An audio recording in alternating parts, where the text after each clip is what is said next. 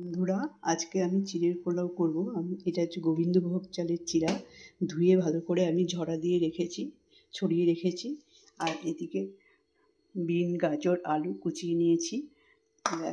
গ্যাসে আমি তেল বসিয়ে দিয়েছি, গরম হয়ে গেছে। এবার আমি ফোড়ন দেব, তেজপাতা, এদিকে কুচনো কাঁচা লঙ্কা, এলাচ, দারচিনি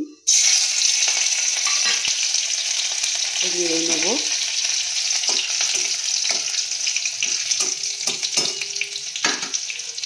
এবার সবজিটা দিয়ে দেবো।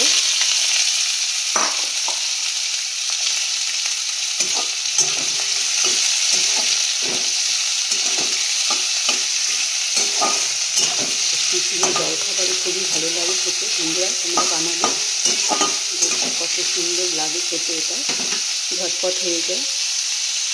একটু নুন দিয়ে দেবো, সবজিতে মরে যাবে।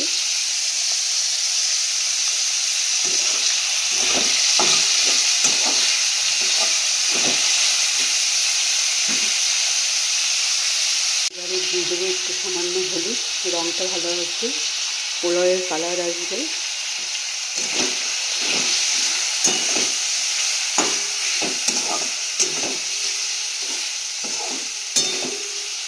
তাহলে তোমরা দেখতে থাকো। 5 মিনিট বাদে ফিরে আসছি। বন্ধুরা, ভাজা হয়ে গেছে আমার। এবার আমি চিড়াটা ছেড়ে দেবো, দিয়ে নাড়তে থাকবো। চলো,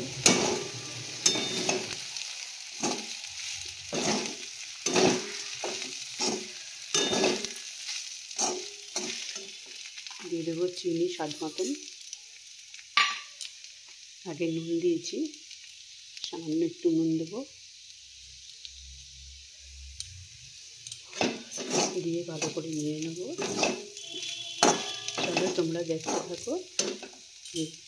ফিরে আসছি 2 মিনিট বাদে। বন্ধুরা, এই চিনি দিয়েছি, নুন দেওয়া হয়ে গেছে। এবার একটু লেবুর রস দেবো, তাতে টেস্টটা খুব ভালো আসবে। একটা অর্ধেক লেবু। দেবো গোলমরিচ, একটু গোলমরিচের গুঁড়ো, আর দিয়ে দেবো একটু ঘি।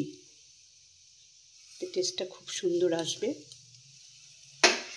চলো, এবার নেড়ে চেড়ে আমি নামিয়ে দেবো।